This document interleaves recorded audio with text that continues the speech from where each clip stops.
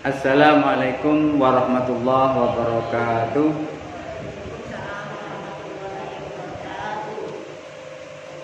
Innal hamdalillah wassalatu wassalamu ala Rasulillah wa ala alihi wa ashabihi wa mawala.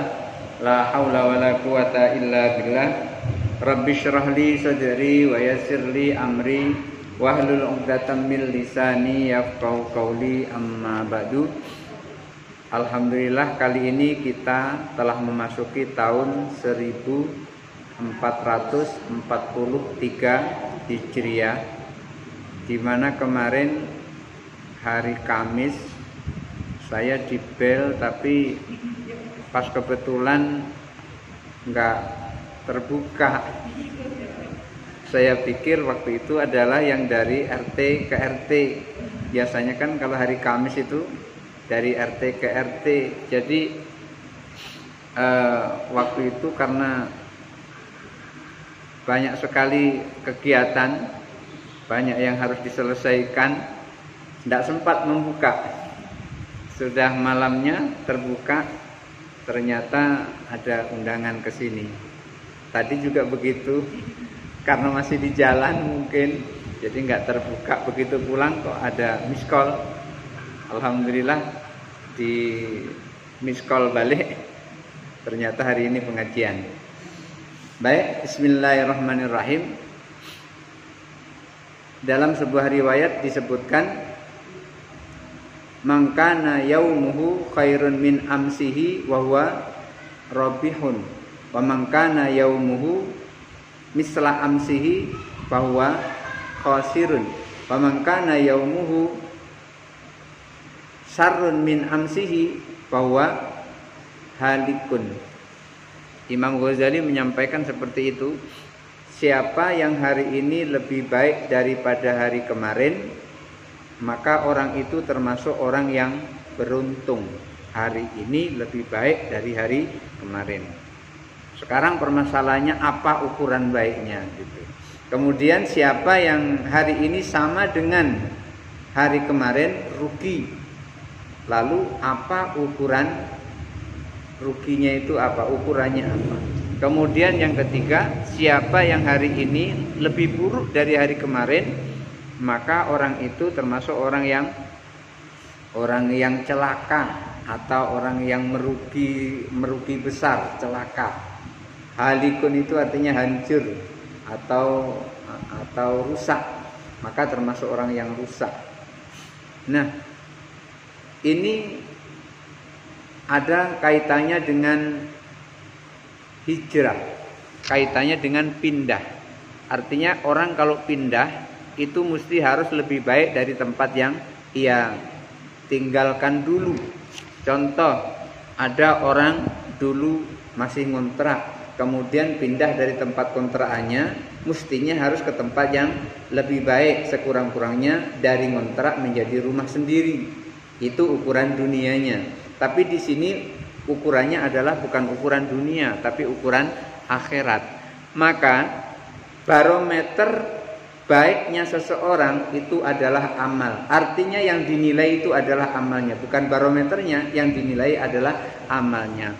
Ketika amal kita hari ini lebih baik daripada hari kemarin, maka kita termasuk orang yang beruntung. Amal kita hari ini sama dengan hari kemarin, kita termasuk orang yang merugi. Amal kita hari ini lebih buruk dari kemarin, termasuk kita orang yang celaka. Lalu kita ini termasuk bagian yang mana? Mari kita ukur masing-masing. Amal itu ukurannya adalah niat. Baik, sekarang saya ingin menyampaikan sebuah hadis yang diriwayatkan dari Umar bin Khattab. Bismillahirrahmanirrahim.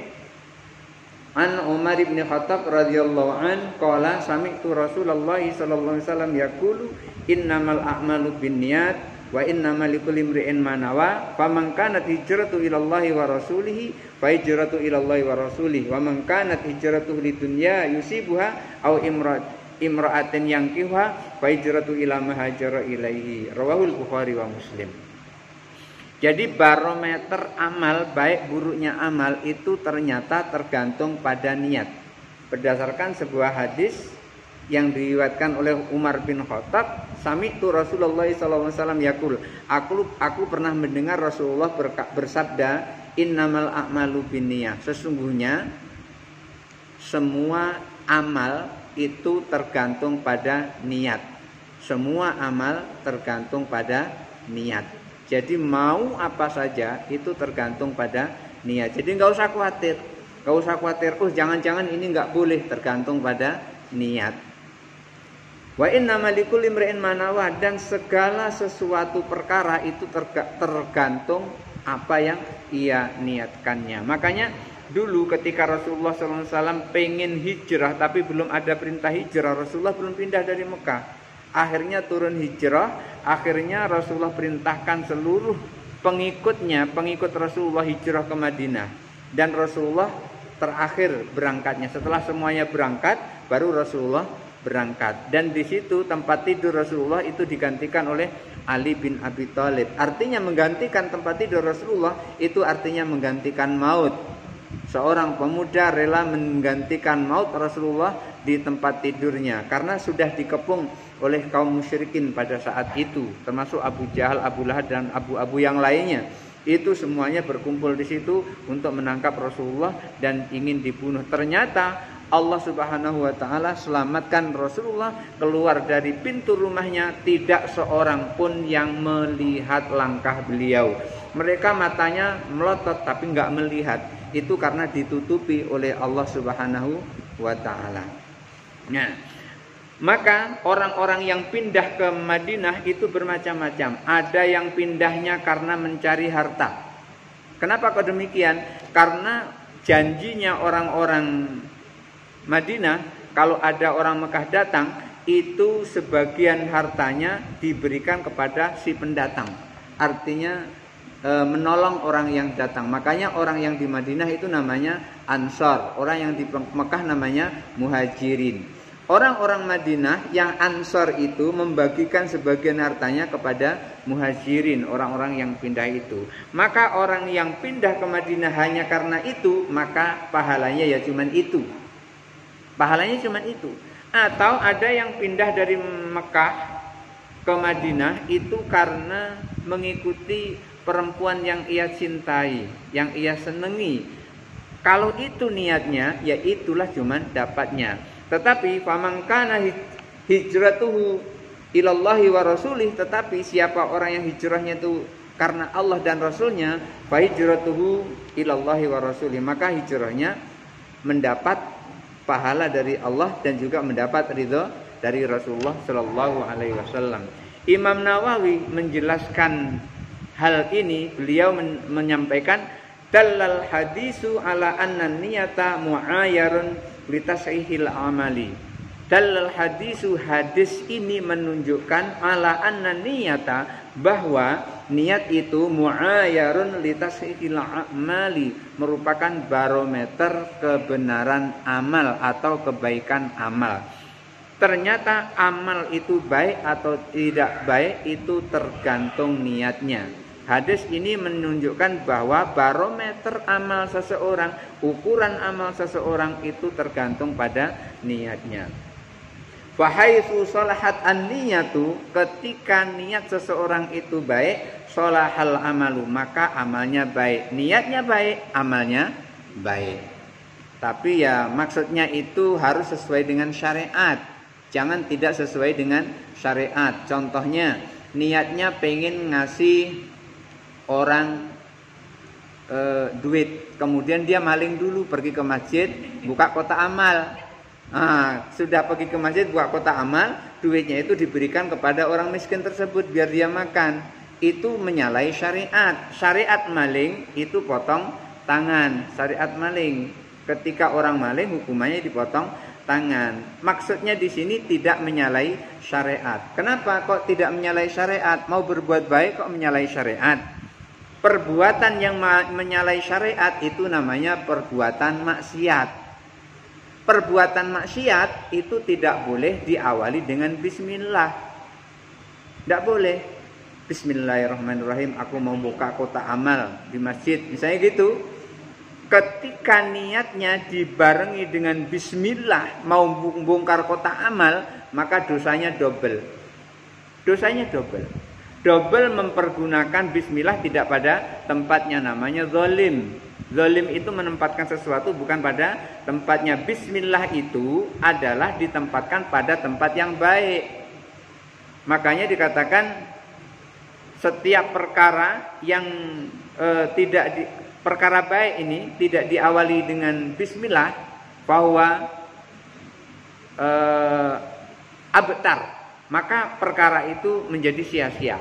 Sesuatu yang diawali dengan bismillah tapi baik menjadi tidak sia-sia. Sesuatu yang baik tidak diawali dengan bismillah, maka dia akan sia-sia. Wa huwa abtar, maka perkara itu menjadi sia-sia. Maka tidak boleh kita mencuri diawali dengan bismillahirrahmanirrahim walaupun niatnya baik. Apa niatnya? Niatnya pengen memberi kepada orang miskin yang ia lihat dan ia tidak tahan, sementara dia pengen ngasih nggak punya apa-apa. Bismillahirrahmanirrahim, bongkar kotak amal. Yang seperti itu menyalahi syariat. Perbuatan yang menyalahi syariat namanya perbuatan maksiat. Itu perbuatan maksiat itu perbuatan yang menyalahi syariat. Perbuatan yang sejalan dengan syariat namanya perbuatan taat. Ingat, kita disuruh taat oleh Allah, kita disuruh taat oleh Rasulullah. Artinya kita disuruh berjalan sesuai dengan syariat. Kita pengen nolong orang nggak punya uang, jangan melawan syariat. Caranya gimana? Kita kerja dapat duit, hasilnya kita berikan kepada orang yang kita merasa kasihan kepadanya. Itu namanya taat. Jangan malah maksiat. Kita pengen nolong orang, nggak punya duit, kemudian terus mencuri. Itu namanya melawan syariat. Kalau melawan syariat itu namanya maksiat. Jadi setiap perbuatan yang di dalamnya ada kebaikan, maka niatnya baik, perbuatannya menjadi baik. Wahai itu fasadal amalu. Kalau niatnya rusak, maka rusaklah niatnya, rusaklah amalnya. Niatnya rusak, amalnya rusak. Contoh gampang itu, orang sholat kan baik sholat, pengajian juga baik, ngaji juga baik, puasa juga baik, sedekah juga baik. Tapi jangan sampai salah niat. Niatnya gimana? Aku ini orang kaya, masa mau nyumbang ke masjid cuma 100.000, gengsi dong. 50 juta. Akhirnya niat 50 juta supaya dikagumi oleh orang, itu adalah niat yang salah. Niat yang seperti itu niat yang salah. Kenapa salah? Karena niatnya bukan tertuju kepada Allah, niatnya tertuju kepada perhatian terhadap orang. Artinya niatnya mendua, sementara Allah tidak mau diduakan. Allah maunya diesakan. Ketika dia beramal tujuannya adalah supaya dipuji oleh orang, maka hasilnya adalah ya hanya pujian itu sendiri. Belum lagi nanti Allah murka lantaran dia mengabaikan Allah Subhanahu wa ta'ala. Maka ketika niatnya rusak, rusak pula lah amalnya itu. Jadi wahai itu fasadat, apabila niatnya rusak, fasadal amalu, maka rusak pula lah amalnya. Fa idza wajadal amalu, kalau ibu-ibu mendapati seseorang yang beramal, atau ibu sendiri beramal, atau kita beramal, fa idza wajadal amalu, apabila menemui amal, atau fa idza wajadal amala, apabila ada orang yang beramal menemui amal, wa qaranathu niyatu, amalnya itu dibarengi niat.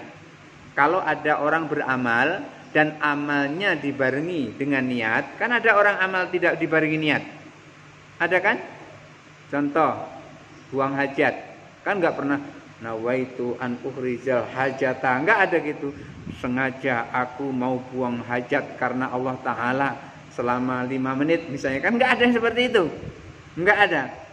Jadi semua perbuatan yang diawali dengan niat, dibarengi dengan niat, itu nanti perbuatan itu falahu salah satu ahwalin, memiliki 3 kondisi. Setiap perbuatan kita yang di dalam perbuatan itu diikuti dengan niat, ada niatnya, maka akan terjadi 3 kondisi. Contoh, pagi-pagi habis masak jam setengah 10 siang, jam setengah 10 pagi menjelang siang, kemudian ngambil air wudhu, dalam hati niat, ya Allah aku pengen sholat duha. Dibarengi niat tuh, ya Allah aku pengen sholat duha. Kemudian terus niat, usolli sunnatal duha rakaataini lillahi ta'ala. Sengaja aku sholat duha 2 rakaat karena Allah ta'ala. Sholatnya dibarengi dengan niat. Maka setiap sholat dibarengi dengan niat seperti itu, maka sholatnya sah. Kalau tidak ada niat, sholatnya tidak sah. Dan ketika dia sholat itu tujuannya, niatnya minta sesuatu kepada Allah, atau tujuannya kepada Allah subhanahu wa ta'ala, hanya Allah, maka orang yang beramal dibarengi dengan niat seperti ini akan masuk kepada 3 keadaan atau 3 kondisi atau 3 tingkatan. Apa itu? Imam Nawawi menjelaskan di dalam ini kitab adalah Arba'in Nawawi, yang menyusun adalah Imam Nawawi, kemudian yang menyarah Imam Nawawi sendiri. Sekarang ini saya sampaikan adalah syarahnya Imam Nawawi. Beliau menjelaskan, yang pertama, ayyaf ala dzalika khaufan minallahi ta'ala.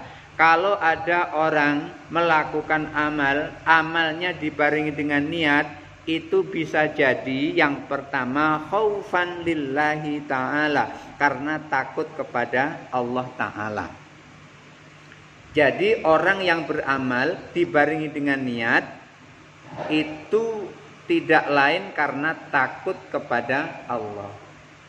Orang sholat, niatnya apa?